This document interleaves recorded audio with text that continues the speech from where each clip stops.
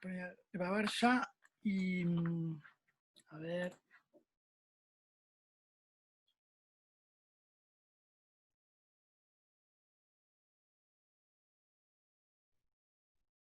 Bueno. Entonces los de atrás. Bien, creo que ahí estamos. Vuelvo a la presentación.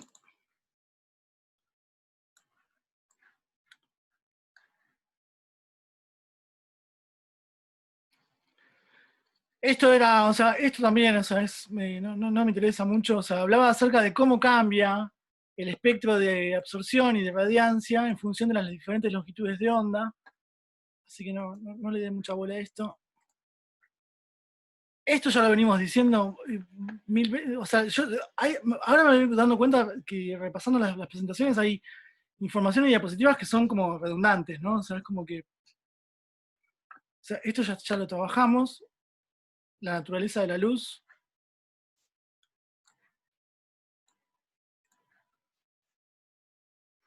Acá habíamos sumado además este comportamiento, esta naturaleza dual, o sea, esto de la dualidad onda-partícula. Lo de la dualidad onda-partícula no, o sea, no. Esto es más del primer cuatrimestre, así que ya lo trabajaron cuando vimos espectros de absorción para la fotosíntesis. Esto es del primer cuatrimestre, no va. Sí va, esto sí es importante, entender la diferenciación entre radiación directa y radiación difusa, ¿sí? O sea, entender que tenemos dos tipos de radiaciones con dos naturalezas diferentes, y esto tiene que ver, digamos, con que si los rayos inciden de manera directa, o si los rayos son filtrados, o si tienen algún tipo, digamos, de obstrucción en el medio que no permiten que lleguen, digamos, al planeta. Entonces, habíamos hablado de este ejemplo, ¿no? Un día despejado, donde yo tengo un 90% de radiación directa que llega directamente desde el Sol, atravesando la atmósfera hasta la superficie del planeta, y un 10% de radiación difusa que era producto de la difusión de las moléculas de aire de la atmósfera. En un día nublado, nada de radiación directa llega a la superficie del planeta, o sea, yo lo que estoy viendo es cuánta radiación me está llegando a la superficie del suelo, ¿no? En un día despejado y en un día nublado, ¿sí? 100% en ese caso, cuando yo tengo, digamos, un día nublado, es radiación difusa. La radiación difusa explica, digamos, o sea, el hecho de que a la sombra yo sigo teniendo luz, sigo viendo los objetos, ¿sí? Hay, digamos, del espectro electromagnético, digamos, del rango del visible, sigo teniendo radiación porque yo puedo ver objetos a la sombra, objetos en un día nublado, a pesar de que no hay radiación directa, ¿sí? Yo tengo una consulta, Pablo, ahora que veo este día despejado y día nublado. Estoy confundida ahora. ¿Y qué diferencia hay entonces entre radiación directa y difusa y entre heliofanía? Bien. Bien. Sí. Radiación directa, vamos a llamar digamos, a los rayos, a los trenes de onda de radiación electromagnética que llegan desde el Sol sin obstrucción por objetos físicos, por ponerlo de alguna manera. O sea, si bien impactan en la atmósfera, atraviesan la atmósfera y llegan a la superficie del planeta. Yo lo que miro con el heliofanógrafo, digamos, o con el, digamos, el heliofanógrafo, era, digamos, la duración del día, la cantidad de radiación solar directa que yo tenía desde que comienza el día hasta que termina el día, ¿sí? ¿Se acuerdan que después cuando hablamos de nubosidad habíamos visto, o sea, esto lo vamos a ver después en el repaso de nubosidad, pero una forma era descontar, digamos, de lo que me medía el heliofanógrafo, la heliofanía, todo lo que son de horas de cobertura de nubes, o sea, que no está midiendo de radiación directa, sino que está midiendo radiación difusa. Entonces, con el heliofanógrafo se podía hacer la resta de cuánto midió de directa, cuánto midió de difusa, y con eso yo podía sacar un porcentaje de nubosidad diaria, media, mensual, etcétera, el dato que me interese en función de la cantidad de mediciones que tenga. Entonces, la heliofanía sí es de radiación directa. La radiación directa es radiación que no tiene ningún tipo de... que no encuentra ningún tipo de obstáculo en su trayectoria desde el Sol hasta la superficie del planeta. Y la radiación difusa es producto de un fenómeno de dispersión. O sea, la dispersión de la radiación directa me genera radiación difusa. No sé, Evelina, si quedó claro o si la embarré.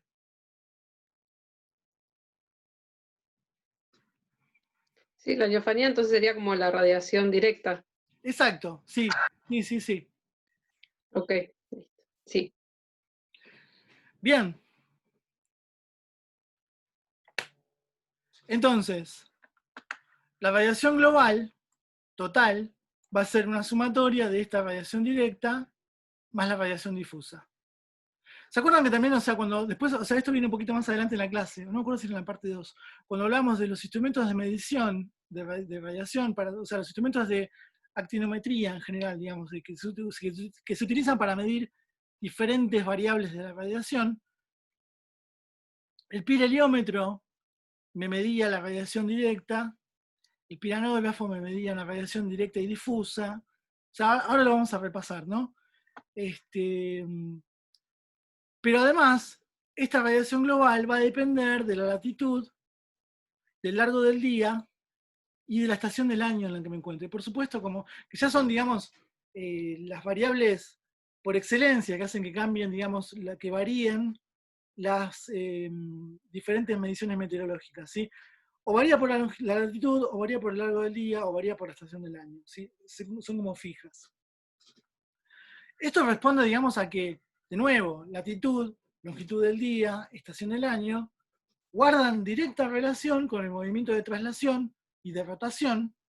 Eso me cambia el ángulo de incidencia, eso me cambia la cantidad de energía radiante global recibida, y eso en definitiva va a traer una serie de consecuencias en cadena, porque esto me va a cambiar la cantidad de calor absorbido, la cantidad de calor reflejado, la cantidad de evaporación de agua, la cantidad de evapotranspiración, la cantidad de precipitaciones, la cantidad de condensación, si hay o no inversión térmica. Eso va a mover una ficha o va a tener un impacto sobre la temperatura de las masas de aire, la presión atmosférica, el desplazamiento de esas masas de aire, la precipitación y el ciclo hidrológico. O sea, entonces esto es como digamos, el casillero cero, donde empieza esta serie de eventos encadenados y empiezan con la fuente de energía, empiezan con la radiación solar, ¿sí? O sea, esa diferencia entre cuánta radiación solar llega en función de latitud, longitud del día y estación del año, van a condicionar el comportamiento de todo el sistema climático atmosférico, ¿sí?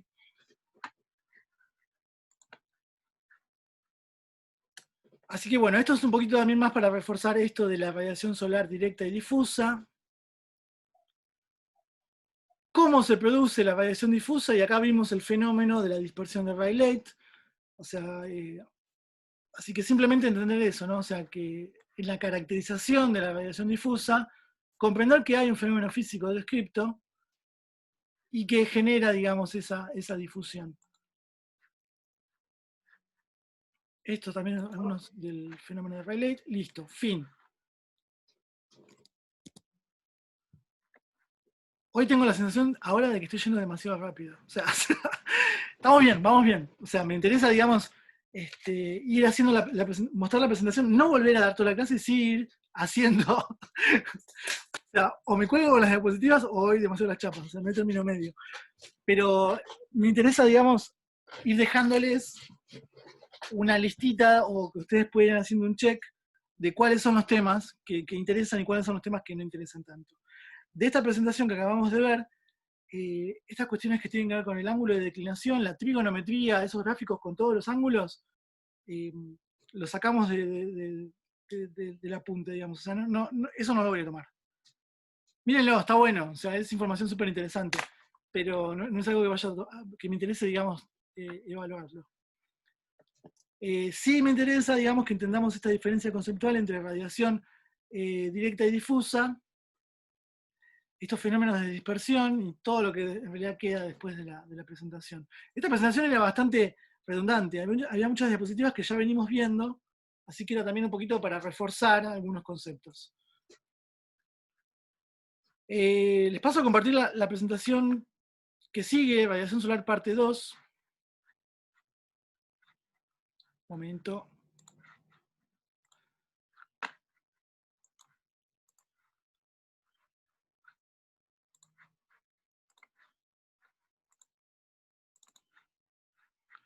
Es esta.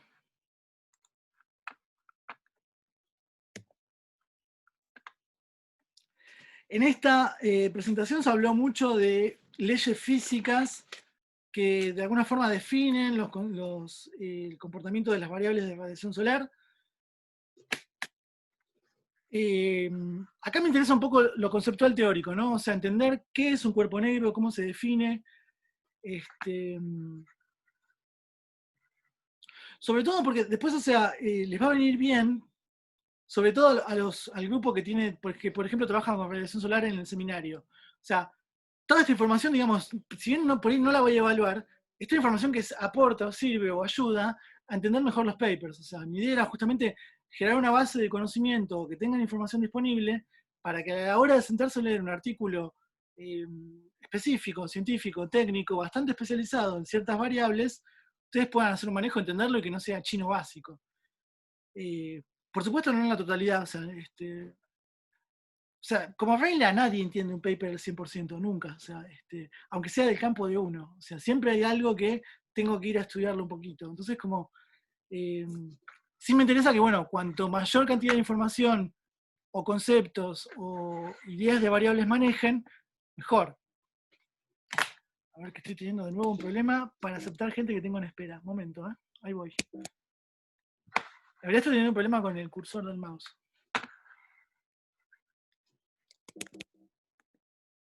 Oh, paren.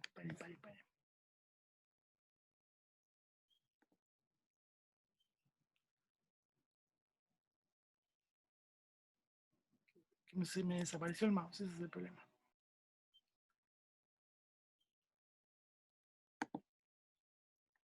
A ver, primero vamos a admitir a Rodrigo.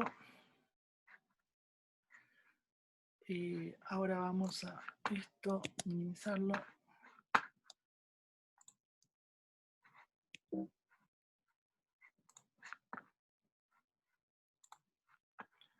Radiación solar 1, esto ya lo vimos. Tengan un poquito de paciencia, que tengo un lío acá.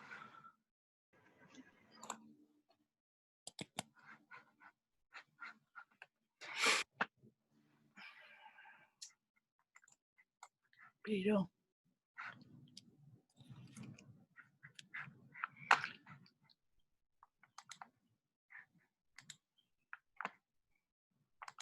también tengo muchas ventanas abiertas, así que podría empezar a cerrar cosas.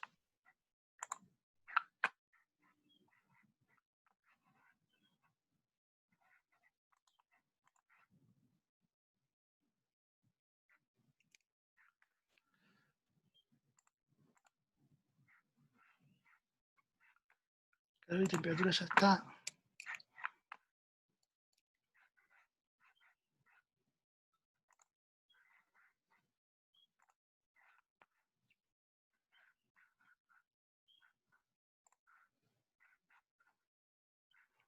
A ver.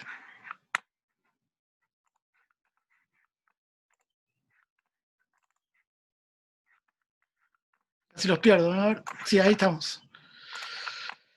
Bien. Entonces, les estaba diciendo.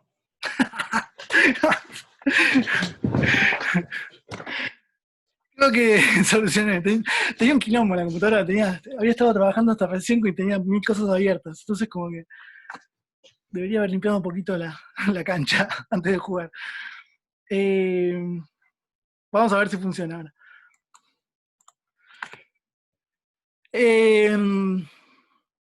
Esta presentación, la primera parte, hablaba mucho acerca de leyes físicas. Me interesa, digamos, que se entiendan, o sea, cuál de estas leyes físicas, por ejemplo, la de Planck, Wien, sepan, digamos, de qué se trata, básicamente, qué variables trabaja, qué dice la ley, entiendan un poquito, digamos, la teoría. De nuevo, no me interesan las fórmulas, así que simplemente apunten, digamos, a lo conceptual. Con la ley de Wien lo mismo.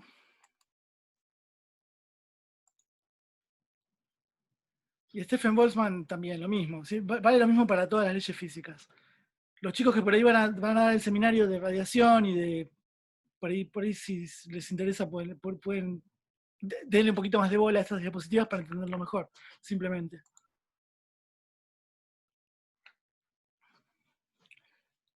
Esto es un poco la descripción matemática, trigonométrica de algo que ya venimos diciendo, cómo cambia, digamos, la intensidad de calor en función del ángulo de incidencia. Así que me interesa que se entienda lo conceptual. Esta es la explicación matemática. Esta también es otra ley. O sea, de esta ley física es lo que le digo. O sea, que se entienda, digamos, qué es lo que me está diciendo. Y simplemente eso, o sea, lo general. Y luego después entramos en toda la fase, digamos, la parte de medición de la radiación solar.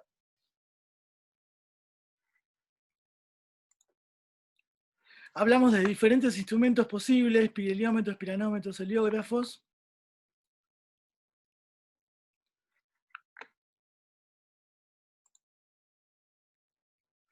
Esto también está, no sé si hay mucha duda respecto a esto, o sea, es bastante... Y después les dejé también un apunte en la plataforma que habla acerca de la medición de la radiación solar. Así que no me voy a detener mucho en esto. Sí, de esto es por ahí, no sé, por ahí pienso que se presta a confusión entender cuándo un instrumento es de medición patrón, clase 1 o clase 2, o patrones primarios o secundarios.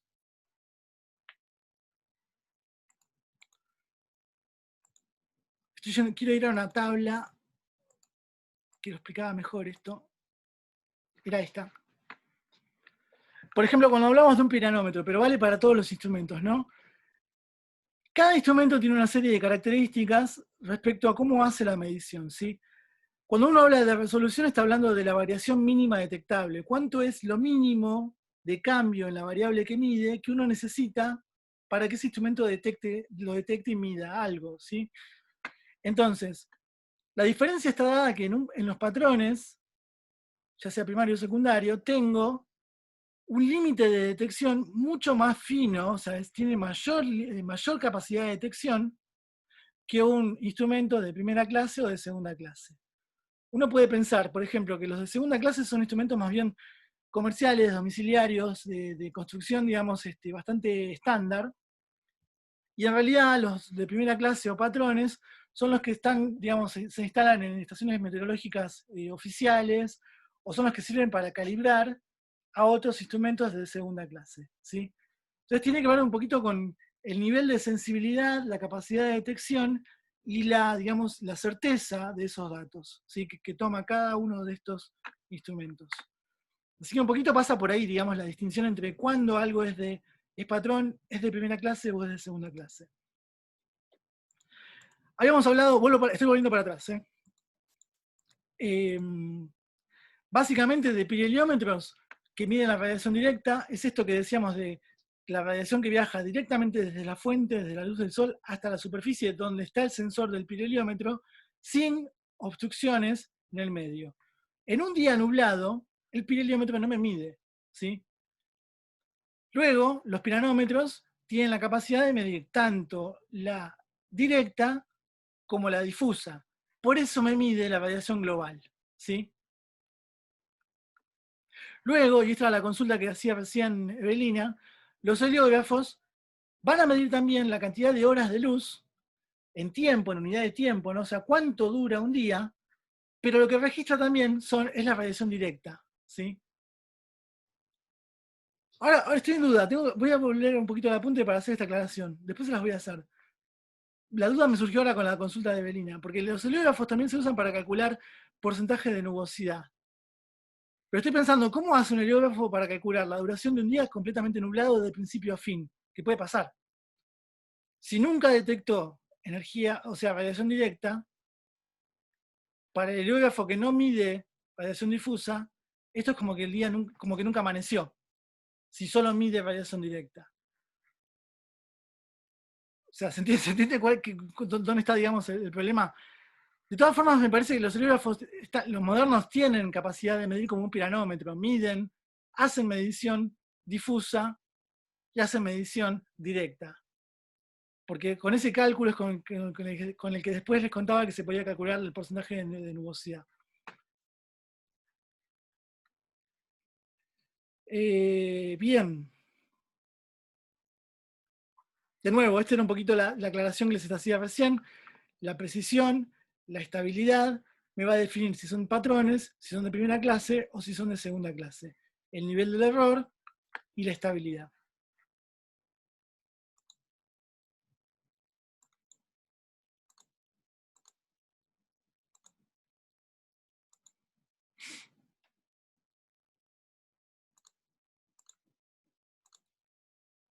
Piranómetros, el dispositivo de sombreamiento.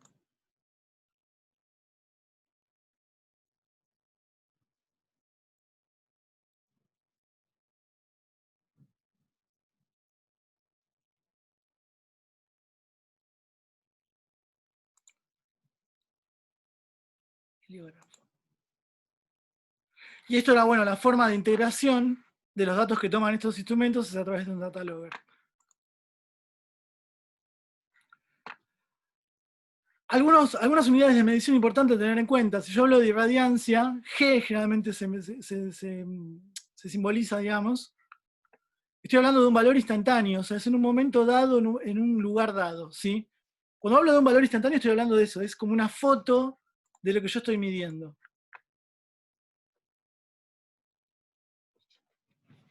Sí, ahí está buenísima la aclaración de Alejandro, sí. Exacto, un patrón generalmente es un instrumento que se guarda en un lugar específico, en condiciones específicas, se trata de mover lo menos posible para que no se descalibre, y es el que va a bajar línea de alguna forma o a definir los rangos de medición de instrumentos de primera clase y de segunda clase. ¿Sí? Sí, está perfecta la aclaración. Entonces, les decía, la irradiancia va a ser el valor instantáneo de potencia luminosa recibida en un captador de 1 metro cuadrado de área. ¿Sí? Estamos hablando de valor de potencia por unidad de superficie instantánea, ¿sí? En un punto del tiempo y en un punto del espacio dado. Las unidades van a ser watt por metro cuadrado, el símbolo va a ser W sobre M cuadrado. La irradiación es un valor de irradiancia acumulado, ¿sí? Ahora, ya no es instantáneo esto, sino que estoy hablando de, en un intervalo de tiempo, cuánta irradiancia recibí, ¿sí?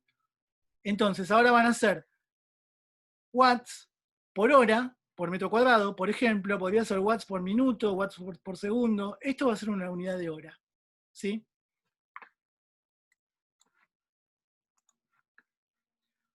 Les había mostrado esta aplicación, esta página, que habla acerca de los mapas de radiancia. Estaban en watts por hora, por metro.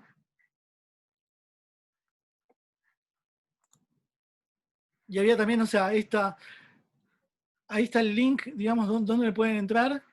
Y la forma, digamos, o sea, ustedes hacen el zoom in o el zoom out en el mapa y podrían entrar, digamos, a diferentes celdas con diferentes niveles de resolución y poder ver cuál es.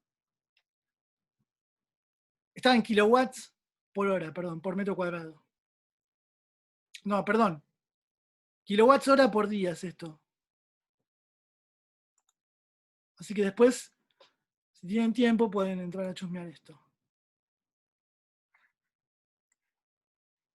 Cuando hablábamos de la variable fotoperíodo, hablamos de duración de horas, digamos, en magnitud de tiempo. ¿Cuánto dura un día? Es lo que me está diciendo el fotoperíodo.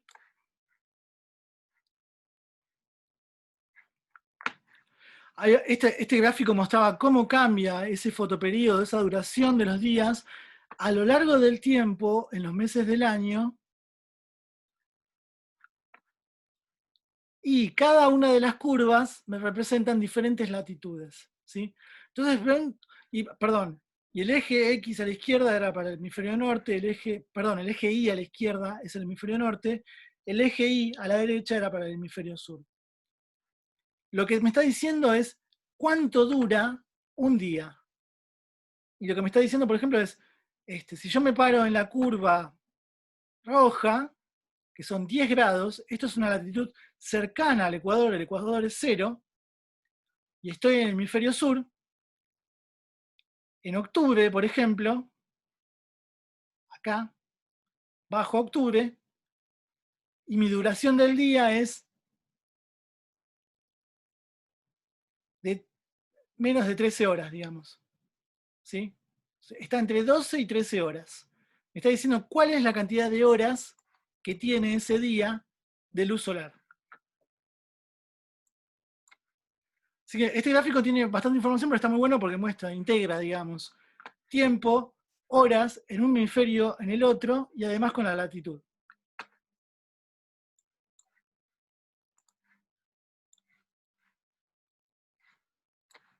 Esto hablamos de la fotoperiodicidad, cómo muchos fenómenos están asociados a la duración de los periodos de luz. Y acá eran como consecuencias biológicas o ecológicas en el ambiente, en las plantas. Habíamos definido estos tropismos. Esto no entra, no me interesa. Esto también es de la parte más biológica, ecológica. Esto tampoco. Así que en limpio de esta presentación, voy a volver al criterio de sí, no. O sea, si entra, no entra. Estoy volviendo para atrás con todo para ir haciendo un repaso general por encima. La presentación empieza con las leyes físicas. Insisto, véanlas, miren a ver si conceptualmente se entiende, qué es lo que me está diciendo cada una de las leyes, miren los gráficos, interpreten las variables, miren cada uno de los ejes, lean el apunte porque también habla sobre las leyes físicas, y sí me interesan las leyes físicas, que se entiendan, no me interesa las fórmulas, las constantes, las cuentas, digamos, o sea, entenderla, digamos, desde el punto de vista conceptual.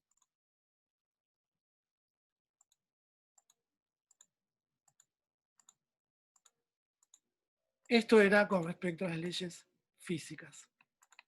Los instrumentos de medición, sí me interesa que sepamos qué mide y en qué mide un pirheliómetro, un piranómetro y un heliógrafo, qué pinta tiene, cómo funciona, o sea, el nivel de profundidad que les di yo. O sea, no hablamos, no hicimos una clase entera acerca de cómo el heliógrafo de Campbell funciona. O sea, muy resumidamente, ¿no? O sea, entender el principio por el cual funciona, digamos.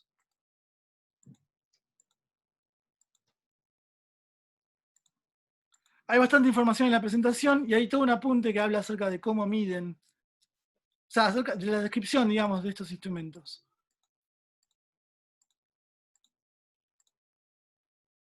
Esto es importante.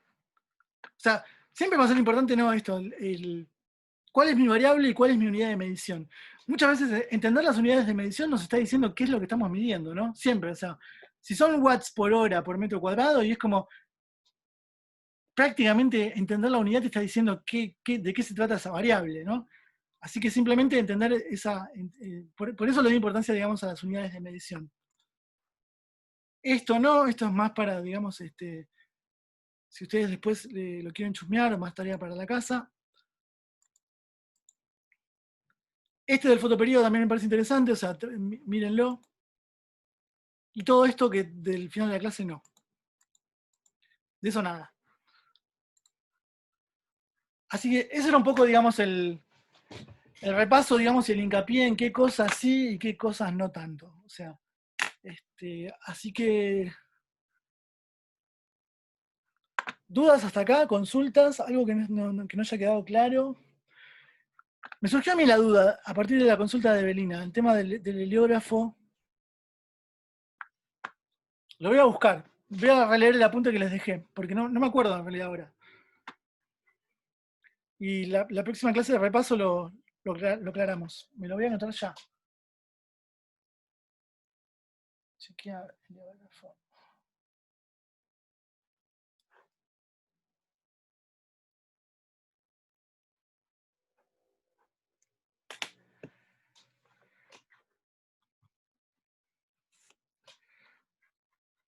Bien.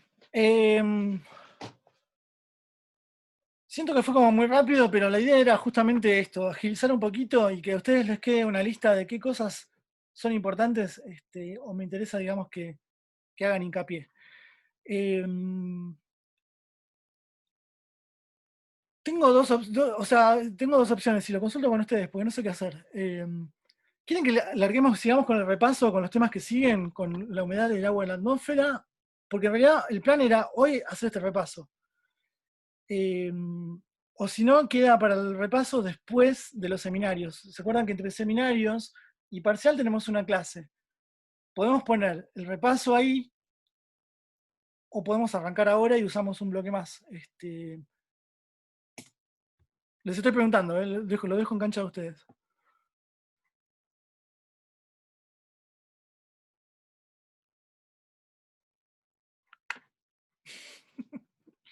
¡Qué silencio! A mí lo que me interesa es viento, porque no tuve una clase, justo tenía que ir al médico con mi bebé. Y el resto, vaya y pase, no sé. No son temas tampoco tan jodidos de tocar, pero está bueno tenerlos frescos para el parcial. En general, igual, nos tomamos bastante tiempo para cada clase, así que siento que estamos bien de contenido.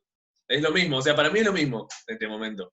Ok, Santi, el tema del viento lo vamos a repasar también, o sea, lo vemos cuando trabajamos. O sea, todas estas eran como las primeras 3, 4 clases, y después nos van a quedar 3 o 4 clases que más o menos en duración es un poquito más, pero como adoptamos esta modalidad, digamos, de que voy rápido y les voy a ir marcando esto sí, esto no, esto sí, esto no, o sea, lo vamos a volver a ver. Ale dice mejor, así estamos más cerca del parcial. No entiendo qué es mejor. ¿Que sigamos o que...? Y Cristian dice... O sea,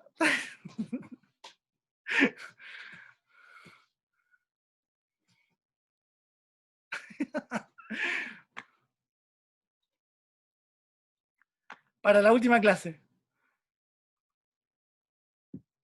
¿Hay consenso? O sea, lo que quieran. Para mí ahora... se armó. No me estaban llegando los mensajes al chat, ahora me llegaron todos de golpe. Lo que quieran. Para mí ahora, dejar. Hoy es viernes. Y ya terminamos. Tenemos una grieta en el grupo ahora.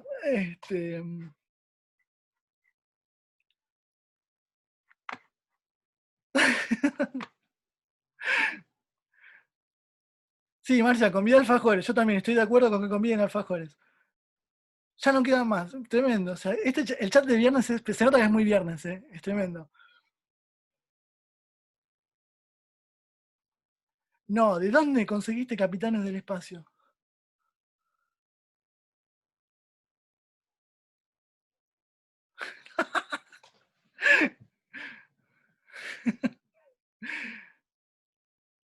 ¿Cuál es el kiosco Maca? Che, ¿es ahí en la Plaza Sarmiento?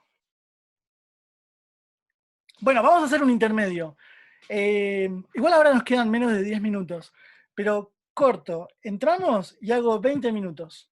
¿Qué les parece? O sea, y quedamos bien con los que quieren seguir avanzando y quedamos bien con los que quieren cortar acá. Me parece lo más salomónico, digamos, lo más equitativo, y salimos todos ganando. Estos dos hombres dicen que son los dueños de esa tarta. Vamos a partir la tarta a la mitad. ¿Y cómo la tarta? Ejecútenlo. Todos se resuelve partiendo la tarta a la mitad, siempre.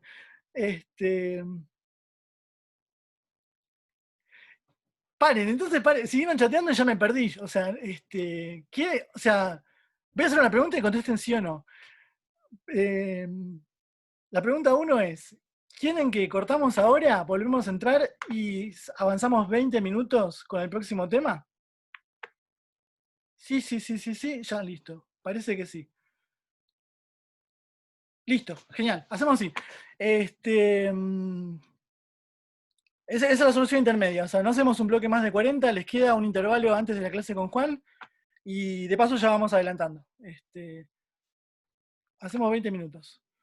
Les corto y volvemos a entrar entonces.